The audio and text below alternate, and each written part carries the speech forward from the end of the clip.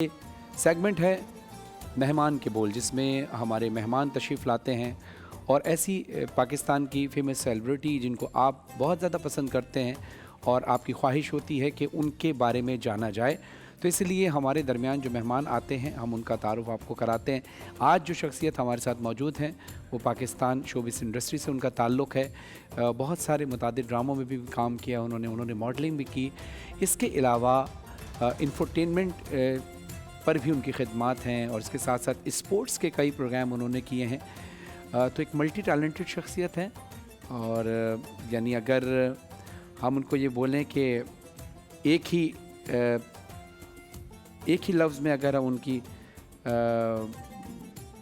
तारीफ़ करें तो हम ये कह सकते हैं कि ये एक ऑलराउंडर शख्सियत है और जिस शोबे में भी इन्होंने काम किया बेहतरीन अंदाज से काम किया।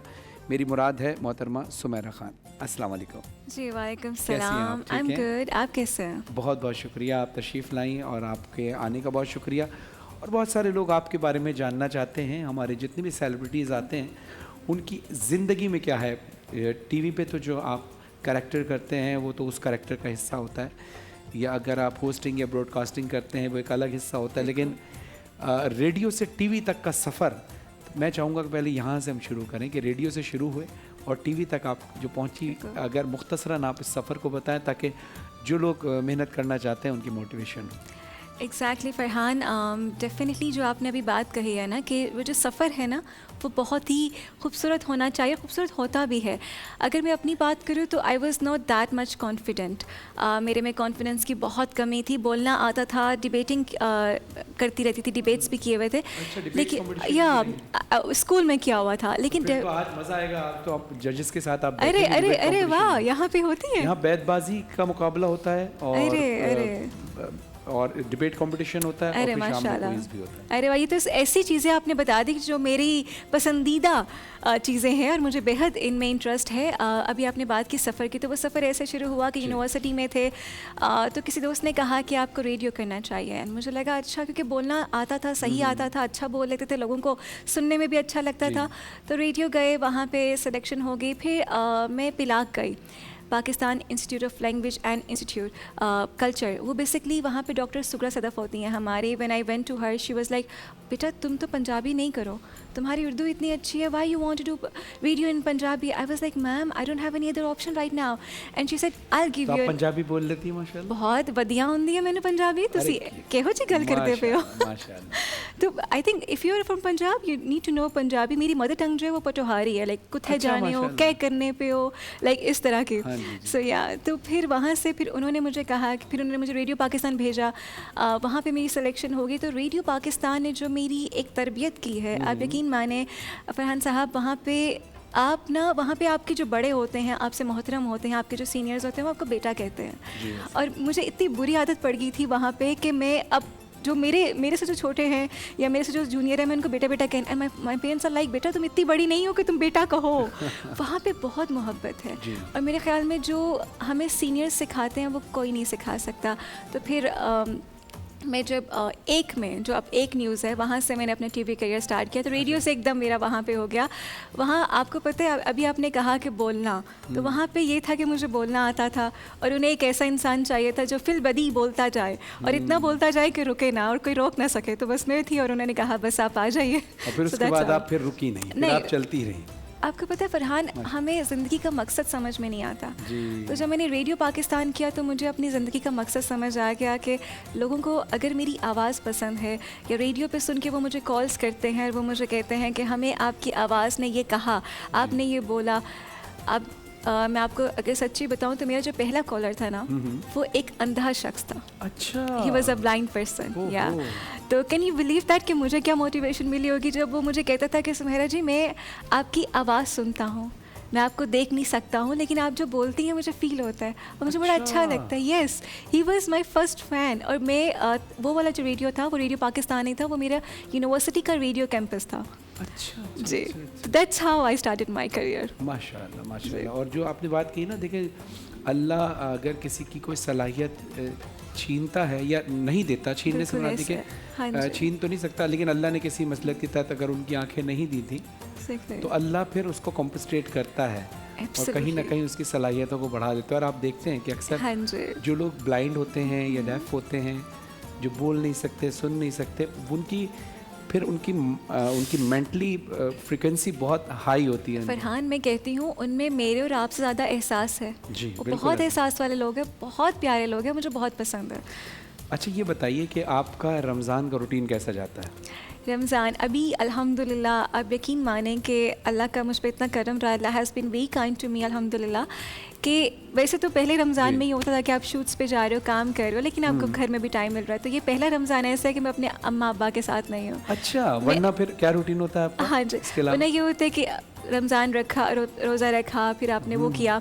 लेकिन अब यहाँ पे ये है कि हम सुबह सहरी करके सोते हैं, फिर उठते हैं, फिर शूट पे जाते हैं। इफ्तारी हमारे सेट पे होती है, हमारे अच्छा। ड्रामा के सेट पे। तो यकीन मानिए वो बेहद खूबसूरत एहसास है वहाँ पे अच्छा जो लोग हैं। ये बताएं कि ड्यूरिंग जब आपकी शूटिंग होती है तो उसमें रोज़ा लगता है या टाइम गुजर जाता है पता नहीं चलता? रोज़ा लगता बिल्कुल भी नहीं है, अच्छा, मुझे तो बिल्कुल नहीं लगता। बिल्कुल मेरे साथ भी यहाँ होता है। जब हम इतने 5-6 घंटे की ट्रांसमिशन करते हैं बिल्कुल तो ये होता है बीच में जब गैप मिलता है तो उसमें हम जो नमाज है वो पढ़ लेते हैं, लेकिन इसके अलावा जो उलमा कराम से बैठकर बात कर रहे हैं या कलाम पढ़ रहे हैं उसमें पता ही नहीं चलता टाइम कैसे गुजर गया। हाँ कभी होता है, ऐसा नहीं कि कभी नहीं होता, प्यास लगती है कभी कभी, भूख लगती है, लेकिन ज़ाहिर है रोज़ा है ही सब्र करने का नाम। अगर वही हमें महसूस ना हो तो फिर फ़ायदा क्या? अच्छा फरहान, यहाँ पे I really want to add something कि रोज़ा भूख और प्यास का नाम तो है ही नहीं। हमने तो इसे भूख और प्यास कह दिया, लेकिन रोज़ा तो नाम है सब्र का। रोज़ा तो नाम है कि आप किसी की चुगली ना करें, गीबत ना करें, आप दूसरों के दर्द को महसूस कर सकें। कि जो लोग भूखे प्यासे रहते हैं पूरा साल, हम ज़ुकात भी देते हैं, हम इसीलिए करते हैं ना कि भाई उनकी मदद हो सके। तो रोज़े का असल मकसद जो है ना वो हम भूल जाते हैं रमज़ान में, और जो मुझे बहुत बुरा लगता है। अच्छा कभी कभी हमें ऐसा महसूस होता है कि हमारे यहाँ हमारे इस माशरे में कुछ ऐसे लोग भी होते हैं कि जो रोज़ा रखकर प्रिटेंड ये कर रहे हैं कि जैसे हमने एहसान किया है। ऐसा ही है, मुझसे बिल्कुल बात नहीं ऐसा करो, मेरा रोज़ा हाँ। है, या मैं तुम्हें बताता कि मेरा रोज़ा नहीं होता।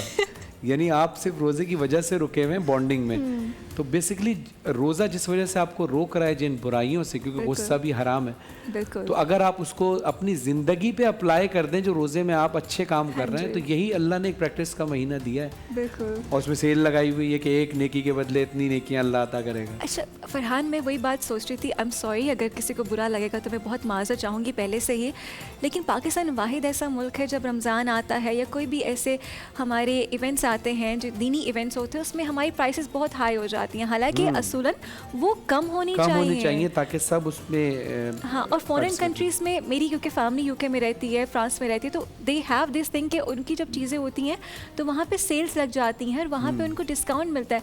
हमारे यहाँ तो अल्लाह मुझे माफ़ करे, मैं बात करना नहीं चाहती किसी की, ये भी एक बुराई है, लेकिन हम क्या कह सकते हैं, ये हमारे माशरे में फैल चुकी है। नहीं, ये तो एक उस ज़ुमरे में आ जाता है ना, अमर बिल मारूफ व नही अनिल मुनकर। यानी अगर हम कहीं कोई बुराई देख रहे हैं और वो हो रही है, Exactly. अगर हमारे डिस्कस करने से वो बुराई ख़त्म हो जाए तो माशरे में अगर अच्छाई आ सकती है तो इसमें कोई हर्ज नहीं है। बिल्कुल ऐसा। अच्छा दूसरी चीज़ मुझे बताइए कि आपकी ज़िंदगी में जो आपका ट्रैवल रहा है, ऊंच नीच हर जगह आती है और हार्ड टाइम भी आता है कि जब इंसान कहता है ये मैं गिव अप कर लूँ। हाँ। और मेरा ये मानना है कि जब जिस फील्ड में भी आप काम करते हैं, एक लम्हा वहाँ आता है जब इंसान कहता है कि अब मैं बस थक गया, मुझसे नहीं होगा। समझे, बस वही लम्हा साबित कदम रहने का होता है, उसके बाद इंसान ग्रो करना शुरू हो जाता है।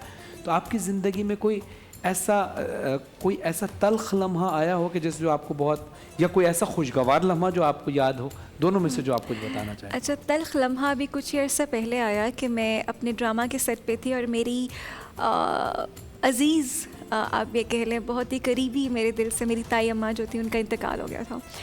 And I can you believe that कि मुझे रात के 2 बजे कॉल आई है एंड मैं सेट पे थी और मैं I couldn't go there because वो इस्लामाबाद में होते हैं, तो मुझे फ़्लाइट नहीं मिल पाई थी।